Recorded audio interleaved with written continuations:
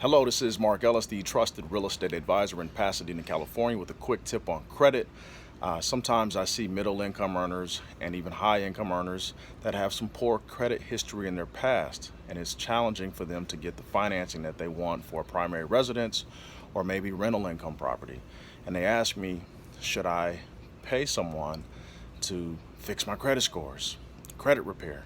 Well, my answer to that is always, you can fix your own credit. Your credit behavior and patterns must change.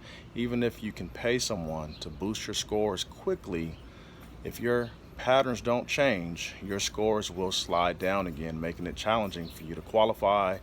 You'll have higher interest rates. If you want to have low interest rates and qualify for a mortgage and qualify for rental income property, for investments, for your retirement in the future, we can talk about it. I'll be happy to show you exactly what the lenders are looking for when it comes to credit, employment, income, and assets.